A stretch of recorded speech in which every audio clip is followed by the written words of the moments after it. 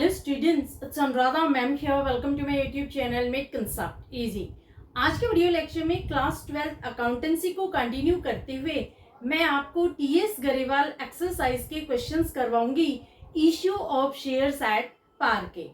देखो previous video lecture में मैंने आपको 3 क्वेश्चन करवाए थे जो एक्सरसाइज के क्वेश्चन है टीएस गरेवाल बुक के क्वेश्चन नंबर 6, 7 एंड 8। आज के वीडियो लेक्चर में मैं आपको एक्सप्लेन करूंगी question number 9। Question number 9 is National Textile Limited was registered with the authorised capital of ₹3 lakh divided into 3000 shares of ₹100 each. देखो क्वेश्चन में ऑथोराइज्ड कैपिटल गिवन है, ऑथोराइज्ड कैपिटल है ₹3 लाख। इसका मतलब क्या हुआ कि कंपनी को 3000 शेयर्स ऑफ ₹100 ईच इश्यू करने के लिए अथोराइज किया गया था, यानी कंपनी अपनी लाइफ टाइम में 3000 शेयर इश्यू कर सकती है। एक शेयर की वैल्यू है ₹100 which were offered to the public, और कंपनी ने 3000 के 3000 शेयर पब्लिक को ऑफर कर दिए।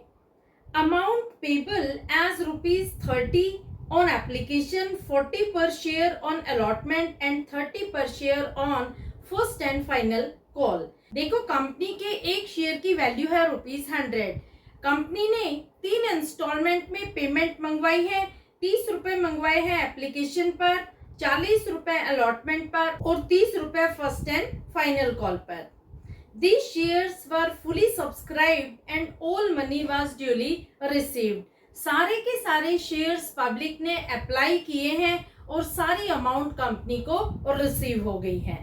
Prepare cash book, journal and balance sheet showing share capital. देखो ये जो क्वेश्चन है, इस क्वेश्चन में आपको 3 चीजें बनानी है। एक आपको जर्नल बनाना है, दूसरी कैश बुक और तीसरा शेयर कैपिटल डिस्क्लोज करेंगे कंपनी की बैलेंस शीट में।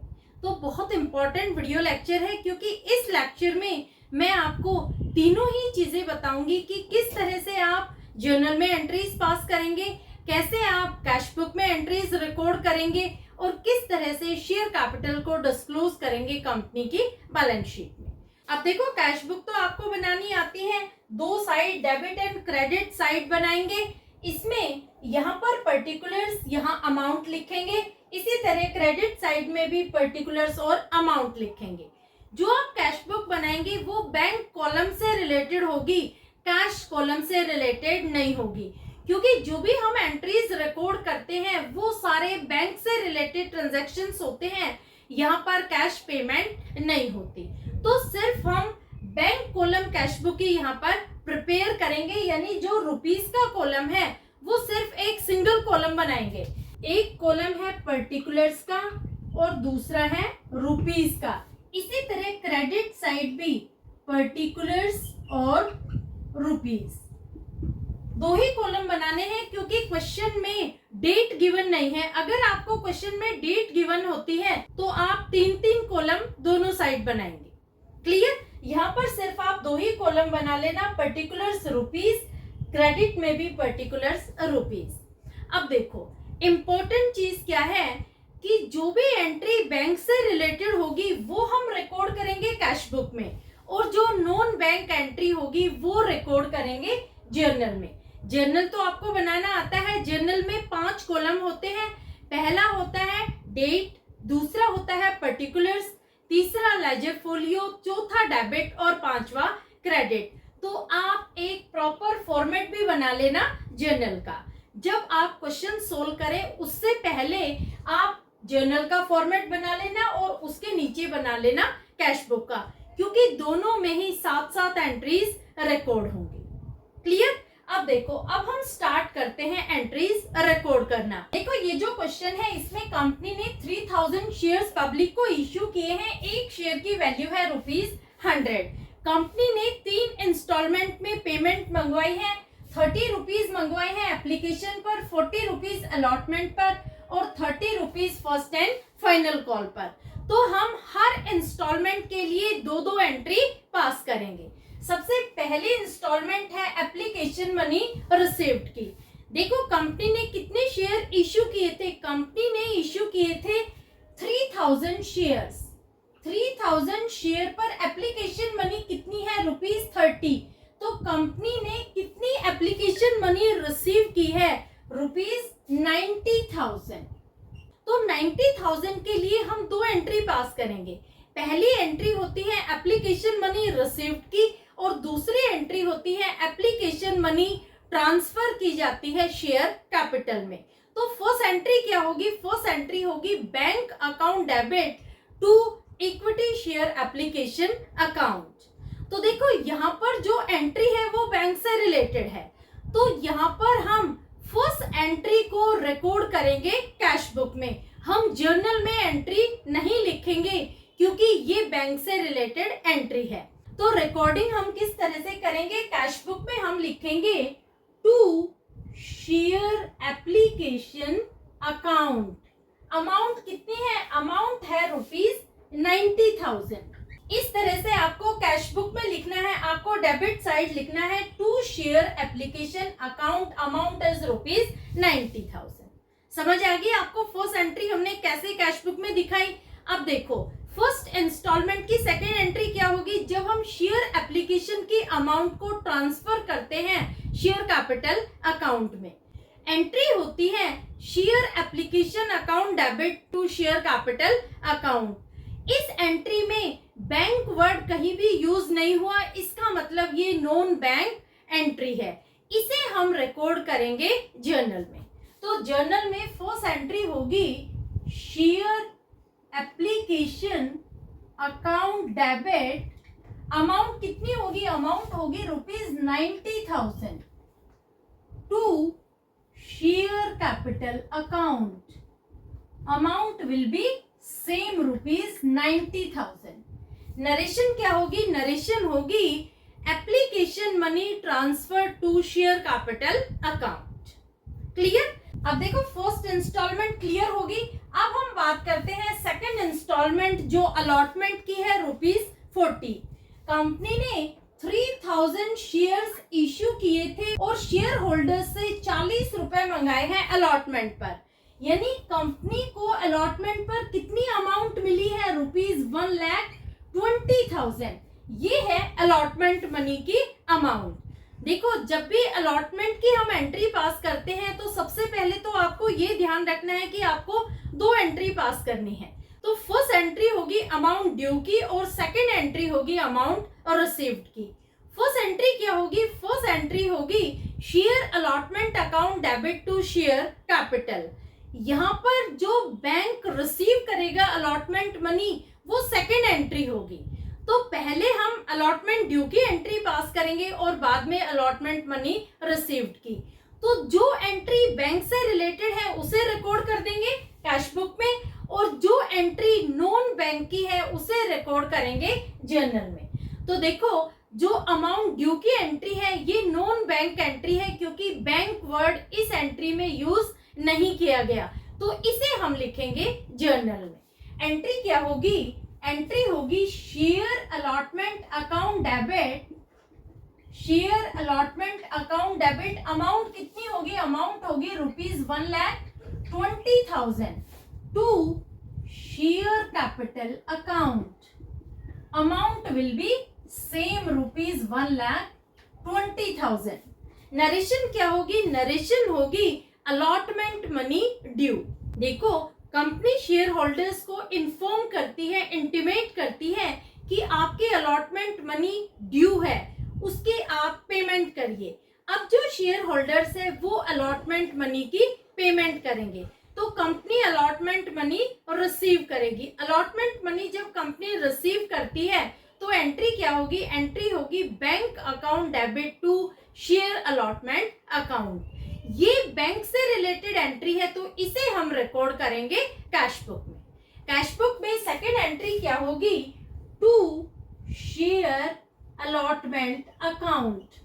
अमाउंट कितनी है? अमाउंट होगी ₹1,20,000। इसे आप लिख देंगे कैश बुक में। समझ में आया? देखो जो भी एंट्री बैंक से रिलेटेड होती है उसे हम हमेशा कैश बुक में दिखाएंगे। अगर आपको क्वेश्चन में कैश बुक बनाने के लिए बोला गया है तब, अदरवाइज उसे भी हम जर्नल में रिकॉर्ड कर रहे हैं, क्योंकि जो प्रीवियस 3 क्वेश्चन मैंने आपको कराए थे उसमें मैंने आपको बताया था कि किस तरह से हर इंस्टॉलमेंट में हम 2-2 एंट्री रिकॉर्ड करते हैं। क्लियर? अब देखो, इस क्वेश्चन में आपको कैश बुक बनानी है, तो जब आप कैश बुक बनाएंगे तो बैंक से रिलेटेड जो भी एंट्री होगी उसे आप कैश बुक में रिकॉर्ड करते जाएंगे, और जो भी नॉन बैंक एंट्री होगी वो आप लिखते जाएंगे जर्नल। क्लियर? अब देखो, जो सेकंड इंस्टॉलमेंट है ₹40 की, वो भी क्लियर होगी। अब बात करते हैं थर्ड इंस्टॉलमेंट जो है ₹30 फर्स्ट एंड फाइनल कॉल की। कंपनी ने कितने शेयर इश्यू किए हैं? कंपनी ने इश्यू किए हैं शेयर 3000 और 30 रुपए मंगवाए हैं फर्स्ट एंड फाइनल कॉल पर। यानी शेयर होल्डर्स से कितनी अमाउंट मंगवाई है? कॉल मनी है ₹90,000। तो देखो, इस इंस्टॉलमेंट में भी हम 2 एंट्री पास करेंगे। पहली एंट्री होगी अमाउंट ड्यू की और दूसरी एंट्री होगी अमाउंट रिसीव्ड की। फर्स्ट एंट्री क्या होगी? फर्स्ट एंट्री होगी share first and final call account debit to share capital account. ये नॉन बैंक एंट्री है, इस वजह से इसे हम रिकॉर्ड करेंगे जर्नल में। तो जर्नल में थर्ड एंट्री क्या होगी? Share first and final call account debit.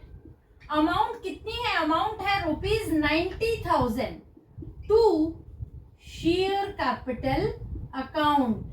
Amount will be same ₹90,000। Narration क्या होगी? नरेशन होगी कॉल मनी ड्यू। देखो, अब कंपनी शेयर होल्डर्स को इंटीमेट कर रही है कि आपकी जो कॉल अमाउंट है वो ड्यू है, उसकी आप पेमेंट करिए। अब शेयर होल्डर्स पेमेंट कर रहे हैं कॉल मनी की, तो एंट्री क्या होगी? एंट्री होगी bank account debit to share first and final call account. देखो, ये बैंक से रिलेटेड एंट्री है, इस वजह से इसे हम रिकॉर्ड करेंगे कैश बुक में। तो आप कैश बुक में क्या लिखेंगे? कैश बुक में लिखेंगे to share first and final call account. Amount कितनी होगी? अमाउंट है ₹90,000। क्लियर? अब देखो, जो थर्ड इंस्टॉलमेंट है ₹30 जो कॉल मनी की इंस्टॉलमेंट है वो भी क्लियर होगी। अब हम कैश बुक का टोटल करते हैं। टोटल आएगा ₹3 लाख।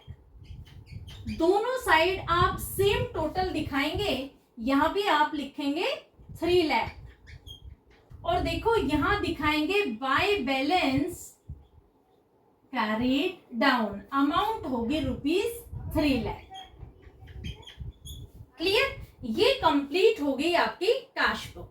तो होपफुली आपको समझ में आ गया होगा कि कौन सी एंट्री हम रिकॉर्ड करेंगे जर्नल में और कौन सी एंट्री हम दिखाएंगे कैश बुक। देखो, जब आपको क्वेश्चन में कैश बुक बनाने के लिए बोला जाता है तो आप सबसे पहले जर्नल का फॉर्मेट बना लेना और उसके नीचे ही आप कैश बुक का फॉर्मेट भी बना लेना, क्योंकि हर इंस्टॉलमेंट में आपको 2-2 एंट्री पास करनी है। जो एंट्री बैंक से रिलेटेड होगी उसे आप रिकॉर्ड करते जाएंगे कैश बुक में, और जो एंट्री नॉन बैंक होगी उसे आप रिकॉर्ड करेंगे जर्नल में। तो सबसे बेस्ट तरीका यही है कि आप पहले जर्नल बनाना और उसके नीचे आप कैश बुक बना देना। दोनों में आप साथ साथ एंट्रीज रिकॉर्ड करते जाएंगे, तो यहाँ पर गलती के चांसेस बहुत कम होते हैं। आप किसी तरह की कोई मिस्टेक कमिट नहीं करेंगे। अब ये तो देखो, इस क्वेश्चन का हाफ पार्ट है। जो सेकंड पार्ट है उसमें है कि किस तरह से आप शेयर कैपिटल को डिस्क्लोज करेंगे कंपनी की बैलेंस शीट में, वो भी मैं आपको एक्सप्लेन कर रही हूँ। देखो, अब मैं आपको बता रही हूँ कि किस तरह से आप शेयर कैपिटल को डिस्क्लोज करेंगे कंपनी की बैलेंस शीट में। सबसे पहले आप बैलेंस शीट का एक्सट्रैक्ट बनाएंगे। बैलेंस शीट का जब आप एक्सट्रैक्ट बनाएंगे तो टॉप पर आप कंपनी का नाम लिख देंगे। बैलेंस शीट एक्सट्रैक्ट लिखेंगे कैपिटल लेटर्स में, ब्रैकेट में लिखेंगे एक्सट्रैक्ट एज एट लिखेंगे स्मॉल लेटर्स में, और आगे कर देंगे डॉट डॉट, क्योंकि डेट गिवन नहीं है। इसके बाद आप 3 कॉलम बनाएंगे, एक पर्टिकुलर्स का, दूसरा नोट नंबर, तीसरा रुपीस का। पर्टिकुलर्स के कॉलम में आप कैपिटल लेटर्स में लिखेंगे इक्विटी एंड लायबिलिटीज, इसके नीचे आप लिखेंगे शेयर होल्डर्स फंड, और इसके नीचे आप लिखेंगे शेयर कैपिटल। नोट नंबर और रुपीस ये दोनों कॉलम आप ब्लैंक छोड़ देंगे। क्लियर? अब आप लिखेंगे notes to account. Notes to account में आप नोट नंबर 1 डालेंगे, फिर लिखेंगे शेयर कैपिटल। सबसे पहले आप अथोराइज कैपिटल लिखेंगे। अब अथोराइज कैपिटल के नीचे आप नंबर ऑफ शेयर्स लिखेंगे जो कंपनी ने अथोराइज किए हैं पब्लिक को इश्यू करने के लिए। तो यहाँ पर कितने शेयर्स अथोराइज किए हैं? 3000 शेयर्स, और एक शेयर की वैल्यू है ₹100। तो आप कैसे लिखेंगे? 3000 इक्विटी शेयर्स ऑफ ₹100 ईच। देखो 3000 को 100 से मल्टीप्लाई करेंगे तो अमाउंट आएगी ₹3 लाख। 3 लाख क्या है? 3 लाख है अथोराइज कैपिटल। इसे आप यहीं पर क्लोज कर देंगे। 3 लाख लिख के आप नीचे 2 लाइन खींच देंगे। क्लियर? दूसरा आता है issued capital. Issued capital, company ने कितने शेयर इश्यू किए हैं? कंपनी ने सारे के सारे शेयर पब्लिक को इश्यू कर दिए। तो इश्यूड कैपिटल में आप लिखेंगे 3000 shares of ₹100 each. Issued capital भी सेम होगा ₹3 लाख। 3 लाख लिखकर आप कर देंगे क्लोज। तीसरा आता है सब्सक्राइब्ड कैपिटल। अब सब्सक्राइब्ड कैपिटल में आप हेडिंग डालेंगे subscribed and fully paid up. Fully paid up, देखो यहां पर पब्लिक ने 3000 शेयर्स के लिए अप्लाई किया है और 3000 शेयर्स फुली पेड अप है, यानी सारी की सारी अमाउंट कंपनी ने रिसीव कर ली है। तो आप लिखेंगे 3000 शेयर्स ऑफ ₹100 ईच। 3000 को 100 से मल्टीप्लाई करेंगे तो यहाँ अमाउंट आएगी ₹3 लाख। 3 लाख क्या है? 3 लाख है सब्सक्राइब कैपिटल। और जो ये ₹3 लाख है इसे हम दिखाएंगे यहाँ पर शेयर कैपिटल में। शेयर कैपिटल में हम लिखेंगे ₹3 लाख और नोट नंबर में डालेंगे नोट नंबर 1। क्लियर? इस तरह से आपको शेयर कैपिटल दिखाना है कंपनी की बैलेंस शीट में। देखो ये बैलेंस शीट का एक्सट्रैक्ट है। 3 लाख को हम यहाँ पर क्लोज नहीं करेंगे क्योंकि पूरी बैलेंस शीट हमने नहीं बनाई है, सिर्फ बैलेंस शीट का एक एक्सट्रैक्ट बनाया है। इस वजह से आप शेयर कैपिटल के सामने ₹3 लाख दिखाकर नोट नंबर में 1 डालेंगे और क्वेश्चन को यहीं पर छोड़ देंगे। क्लियर? ये हो जाता है आपका क्वेश्चन कंप्लीट। इस तरह से आपको क्वेश्चन अटेम्प्ट करना है। आपको पहले क्वेश्चन में एक जर्नल और कैश बुक बनाने हैं और उसके बाद आपको बैलेंस शीट में शेयर कैपिटल को डिस्क्लोज करना है। क्लियर? तो होपफुली आपको क्वेश्चन समझ में आ गया होगा। फिर भी किसी तरह की कोई क्वेरी हो तो feel free to comment in comment box. Thank you so much.